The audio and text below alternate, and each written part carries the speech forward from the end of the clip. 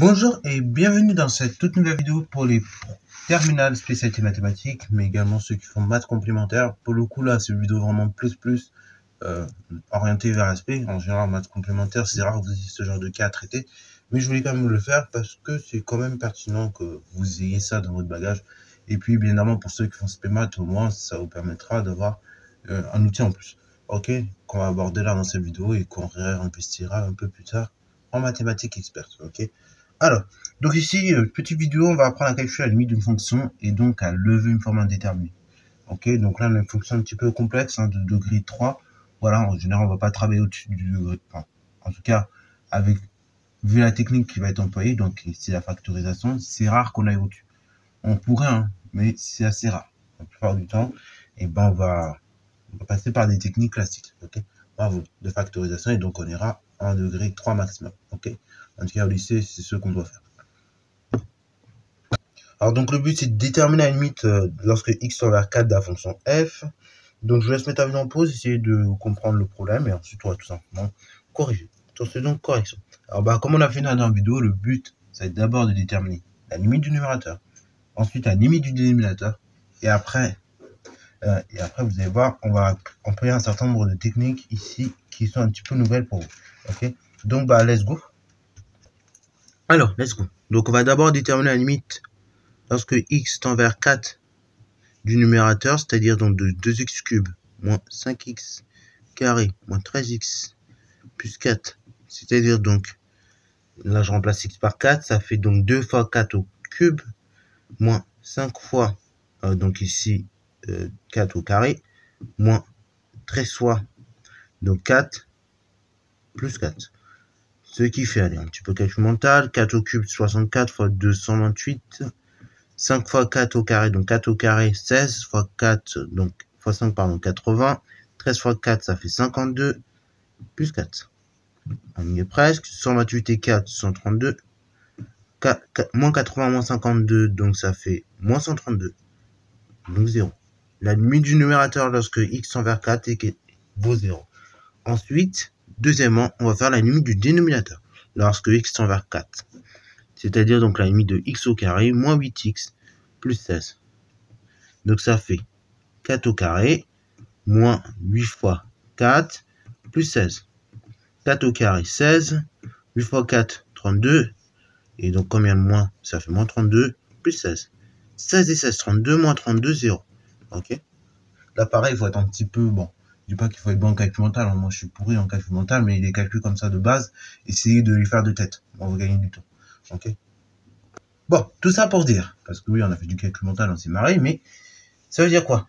Lorsque x tend vers 4, le numérateur tend vers 4, et lorsque x tend toujours vers 4, le dénominateur tend vers 4. Donc, finalement, je ne sais pas lequel 0 va tirer plus, ok? Je ne sais pas si c'est le 0 du numérateur, le 0 du dénominateur qui va tirer plus. En tout cas, je ne sais pas. Donc là, on est en présence d'une forme indéterminée, ok? Donc, par quotient, on va remettre, on ne peut pas conclure. Mais si on ne peut pas conclure par quotient, c'est que forcément, il y a une autre manière. Et oui, il y a toujours une autre manière. Là, qu'est-ce que vous pouvez constater? Vous constatez que 4, ici, il va annuler votre numérateur, mais votre dénominateur aussi. Ok? Alors, petite chose aussi qu'on va faire ici. Regardez le dénominateur. X carré moins 8x plus 16. Alors, on va écrire un peu les choses autrement. Donc, je vais réécrire la fonction, parce qu'on peut un peu améliorer. X carré moins 8x, donc c'est-à-dire moins 2 fois 4x, plus 16, donc 4 au carré. Bon, là, j'ai écrit vachement bien pour vous aider. Là, le numérateur, c'est 2x cube, moins 5x carré, moins 13x, plus 4. Alors oui, si vous regardez bien, si je factorise le dénominateur dans un premier temps, ça me fait donc a carré moins 2 fois a, donc ici moins 2 fois x, moins multiplié par b, donc ici 4, plus b au carré, 4 au carré. Ah bah tiens, ça ressemble à quoi? C'est une identité remarquable, c'est x moins 4 au carré. Donc là, je mets tout de suite, comme ça, le dénominateur, il est factorisé. Alors, x moins 4 au carré, il est toujours en tête, attention, ça va nous servir, x moins 4 au carré, c'est x moins 4, bien évidemment, fois x moins 4. Ok, ça, faut l'avoir en tête, c'est toujours utile, et ça va nous aider pour la suite. Le numérateur, pour l'instant, je laisse 2x cube, moins 5x carré, moins 13x, plus 4. Bon, alors, comme je vous l'ai dit, le numérateur, 4, il annule le numérateur. Donc, ce qui veut dire, comme 4, il annule le numérateur, et ben, le numérateur est factorisable par x moins 4. Ok? Donc, 4 annule 2x cube moins 5x carré moins 13x plus 4. Donc, tout simplement, on va nommer cette expression-là P de x. Ok, voilà. Le numérateur, je vais nommer P de x ou N de x, c'est la même chose. Donc, P de x est factorisable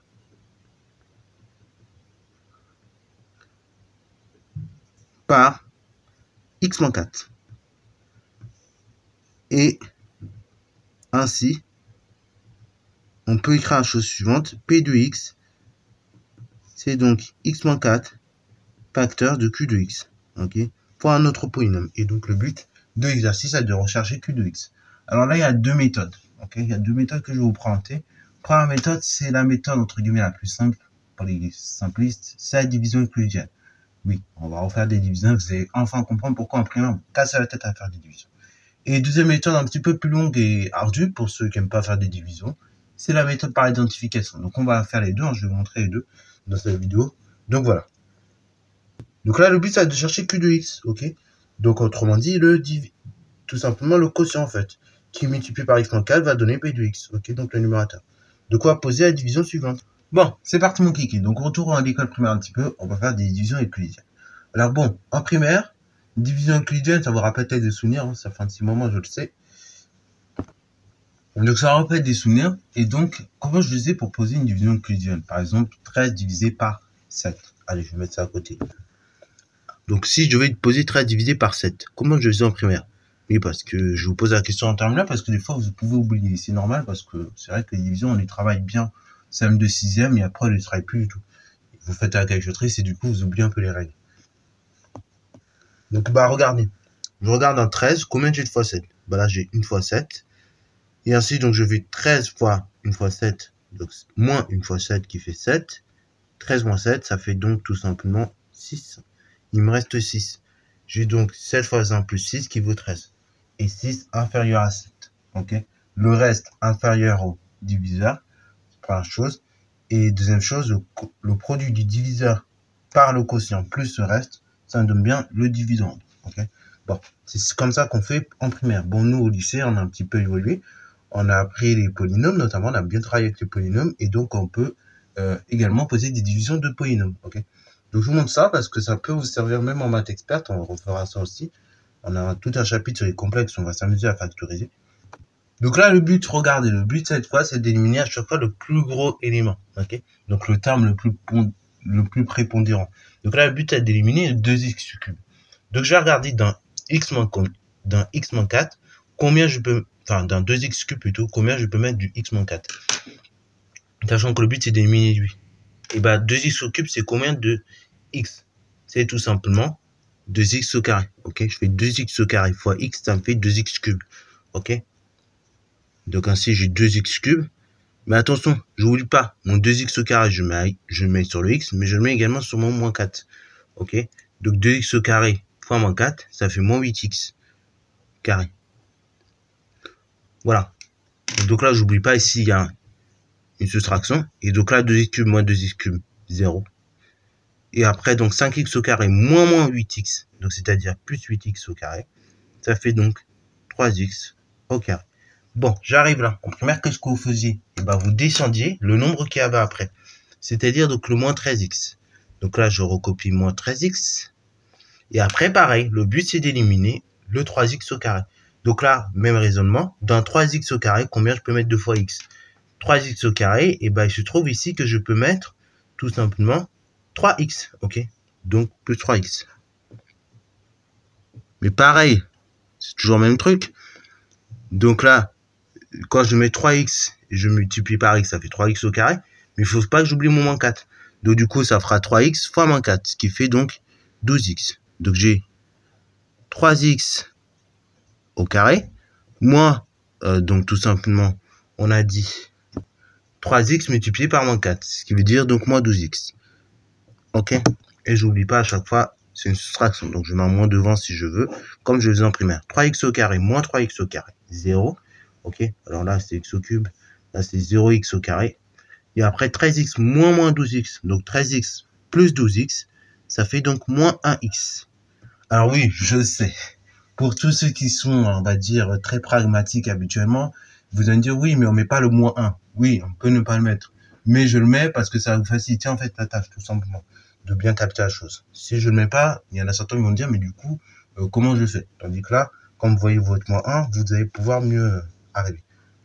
Bon, dernière chose, là, pareil, qu'est-ce que je faisais en primaire? Maintenant, je descendais le nombre qu'il y avait après, le 13x. Donc, c'est celui-là. C'est le plus 4. Je descends plus 4. Et donc là, regardez. Maintenant, dernière étape, c'est éliminer moins 1x. Ok, moins x. Donc, dans moins 1x, combien il me faut? Et 2 fois x, il me faut tout simplement moins 1. Voilà. Et donc, moins 1 fois x, ça fait moins x. Ou moins 1x, si vous voulez. Donc, j'ai moins 1x ici. Et après, j'oublie pas une chose. J'oublie pas que mon moins 1, là, il va sur le x, mais il va aussi sur mon moins 4. Donc, ça fait moins 1 moins 4. Donc, ça fait plus 4. Ok. Et normalement, si je pose ma division, donc là, chaque fois, j'ai un moins 1x moins 1x. Donc, ça fait moins 1x plus 1x, ça fait 0x. 4 moins 4, ça fait 0. Plus 0. Donc, ainsi, je tiens directement 0. Voilà, c'est la même chose. Bon, et après, comment je faisais en primaire? Je disais que le dividende, c'est-à-dire 2x cube moins 5x carré moins 13x plus 4, c'est égal au produit du diviseur, x moins 4, par le quotient. Donc, ce que j'ai trouvé, 2x carré plus 3x moins 1, plus ce reste, donc ici, plus 0. Donc là, je ne mets pas bien évidemment, ça n'a rien arrangé à la situation. Alors là, pareil, cette division, on peut la faire seulement et seulement si, tout simplement, mon polynôme, là, qu'on voit ici, est factorisable par le diviseur. Si ce n'est pas le cas, automatiquement, j'aurai un reste qui est non nul. Mais si mon polynôme qui est ici, donc en dividende, il est factorisable par le diviseur, automatiquement, j'obtiendrai un reste nul et donc on va pouvoir directement faire la division sans trop s'inquiéter. Ainsi, maintenant, donc ça c'est pour la méthode avec la division euclidienne. Ne vous inquiétez pas, là pareil, on va en reparler aussi en maths experte. Il y aura, comme j'ai dit toute une vidéo, on va refaire des divisions de polynômes. Ok, cette fois-ci pas dans R mais dans Z. Mais voilà. Et pareil là, vu que j'y pense, peut-être je ferai une vidéo en première où je vous explique dans le détail comment factoriser un polynôme de degré 3. Ok, si j'ai le temps, je le ferai. Comme ça vous permettra aux premières de bien maîtriser ça. Comme ça vous permet d'arriver en terminale avec un bon niveau quand même. Bon, alors l'autre méthode est un peu plus calculatoire à présent. Je vais vous montrer l'autre quand même. J'avais dit je montrerai les deux. Puis après on va faire le calcul de limite. Ne vous inquiétez pas, parce que le but c'était pas juste de factoriser, hein, c'était de faire un calcul de limite. Donc on a dit c'était 2x cube moins 5x carré moins 13x plus 4 égale donc x moins 4 facteur un polynôme, donc q de x. Ok, et donc le but c'est de retrouver q de x. Alors q de x ici on va pouvoir l'écrire comme un polynôme de degré 2. Parce qu'effectivement, si vous avez développé votre x avec le terme le plus prépondérant, on doit obtenir x au cube. Donc du coup on va pouvoir l'écrire comme ax carré, bx et c. Donc ainsi on va pouvoir l'écrire x moins 4 facteur de ax carré plus bx plus c. Parce que là, si je développe le x avec le ax carré, je dois obtenir ax cube. Ok. Bon, maintenant, ce qu'on va faire, on va développer, tout simplement, et on va voir ce qu'on obtient. Donc, je tiens a fois x, ax au carré fois x, ax cube, comme je dis. Après, a, b multiplié par x fois x, ça fait bx carré. Ensuite, donc c fois x, c'est x. Et après, c'est moins 4 qui est distribué à la seconde parenthèse. Donc, ça fait moins 4 ax carré, moins 4 bx et moins 4c. Ok.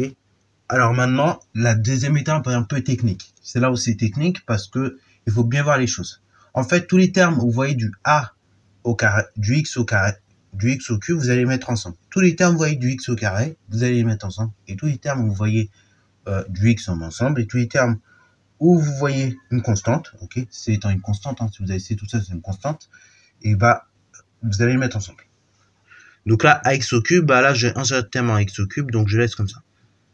Après, les termes en x carré. Alors là, on va bien prendre un petit coup de surligneur. Comme ça, vous allez voir. Donc là, j'ai celui-là. J'ai là. J'ai ici. Et c'est tout. Donc là, je vais mettre plus. J'ouvre une parenthèse. X au carré. Et je recopie tout ce qui reste. Comme en seconde. Ça fait B moins 4A. Le tout au carré. Si je redéveloppe, hein, ça fera bx au carré moins 4ax au carré. Et après, bah, je fais pareil. Je vais recopier tous les... Je regarde donc tous les termes avec cette fois-ci du x. Donc il y en a ici. Il y en a ici. Et c'est tout. Donc plus x. Donc là, j'ouvre une parenthèse. Je recopie tout ce qui reste avec du x. Donc ça fait c moins 4b x plus la constante qui reste. Donc ici, c'est moins 4c. Ok. Bon. Voilà. Là, c'était plus technique de l'exercice. Enfin, c'était une des étapes les plus techniques. Maintenant, deuxième étape, on va en déduire un système. Ok. Pourquoi je fais ça? Bah, c'est pour justement écrire mon système tranquillement. Et donc, trouver A, B et C. Ok. Qui ira là-dedans. Donc, et cette méthode-là, on l'appelle la méthode par identification. Donc, par identification. Donc, on va pouvoir écrire le système suivant. Donc là, en fait, vous allez juste écrire les coefficients qu'il y a devant. Tous les nombres en x, ça, vous allez les virer. C'est-à-dire x au cube, x au carré, x. Vous n'allez pas mettre dans le système. Vous allez juste mettre A, B et C. Ok. Tous les autres termes, en fait. Donc là, par identification, j'ai A égale quoi? Et bah, A égale le nombre devant x au carré. Donc, c'est-à-dire moins 5. Après, B moins 4A. Ah, pardon, non.